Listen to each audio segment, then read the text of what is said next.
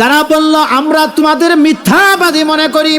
তখন নবীরা বলল, তোমরা মিথ্যাবাদী বলো আর যাই বলো, আমার আল্লাহ জানে আমরা আল্লাহর পক্ষ থেকে তোমাদের কাছে প্রেরিত হয়েছি নবী হিসাবে। ওয়ামা আলাইনা ইল্লাল বালাগ, আমাদের দায়িত্ব হলো স্পষ্টভাবে আল্লাহর কথাগুলো তোমাদের কাছে প্রচার করা। আল্লাহ রাব্বুল আলামিন বলেন, ক্বালু ইন্না তাতায়্যারনা বিকুম লা ইল্লাম তানতাহু লানারজুমান্নাকুম ওয়া লা ইয়ামাসসান্নাকুম মিন্না আযাবুন আলীম। আল্লাহু আকবার।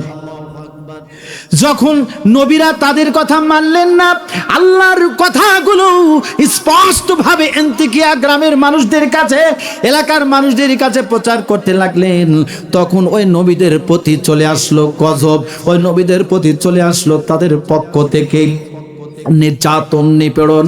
আমার আল্লাহ কোরআনুল কারীমের মধ্যে কথাগুলো তুলে ধরেছেন। চলেন কি বিষয় বর্ণনা করেছেন। قالوا إنا تطيرنا بكم لئن لم تنتهوا لنرجمنكم وليمسنكم منا عذاب عليم قالوا طائركم معكم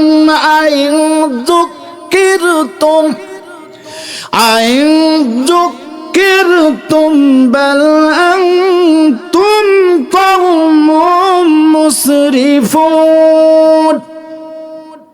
আল্লাহু আকবার। আল্লাহ রাব্বুল আলামিন তাদের কথাগুলো তুলে ধরলেন। তারা বলল, গ্রামবাসী বলল, তোমরা যদি নিব্রত না হও, তোমরা যদি এই এক আল্লাহর স্লোগান বন্ধ না করো, আমাদের পক্ষ থেকে কঠিন আযাব তোমাদেরকে গ্রাস করবে। অর্থাৎ আমরা তোমাদেরকে নির্যাতন করব, আমরা তোমাদেরকে মারধর করব, আমরা তোমাদেরকে শেষ পর্যন্ত হত্যা পর্যন্ত করব। এখনো সময় আছে, আল্লাহর কথাগুলো বন্ধ করো। বলেন নাউজুবিল্লাহ। আচ্ছা, নবীরা কোনদিন কাফেরদের কথায় মাথা নত করবে?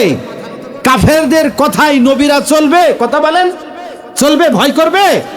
ভয় করবে না। আচ্ছা বলেন তো, কেউ যদি মসজিদ হামলা করতে আসে, ও যদি নামাজ নাও পড়ে, ও কি ভয় করবে তার কথায়? ও আগে গিয়ে শহীদ হবে। কথা বলেন, আমাদের বাংলাদেশের মুসলমানদের ঈমান এরকম, নামাজ না পড়লে কি হবে? ইসলামের পক্ষে যদি কেউ কথা বলে, ভালো করে শোনেন, বাংলাদেশের মুসলমানের জোর দেখেন, তেজক্রিয় দেখেন, ও যদি নামাজ নাও পড়ে, যদি ইসলামের বিপক্ষে কথা বলে, ইসলামের পক্ষে কথা বলে, ভালো করে শোনেন, কোরআনের উল্টাপাল্টা কথা বলে, রাসূল বিষয়ে উল্টাপাল্টা কথা বলে, ড্রাপিং সাউন্ডটা যেন ভাই ড্রাপিং না করে, সাউন্ডটা যেন ড্রাপিং না করে লাস্টে, এটা একটু কন্ট্রোল করবেন। দেখবেন উনি আগে গিয়ে সবার সামনে দেখবেন হাজির হয়ে যায়। আছে কিনা? আসেন ভাইরা আমার, নবী রাসূলরা যারা এক আল্লাহকে বিশ্বাসী, আমরা যারা এক আল্লাহর কাছে মাথা নত করি, আমরা মুসলমানেরা একবার মরে বারবার মরে না।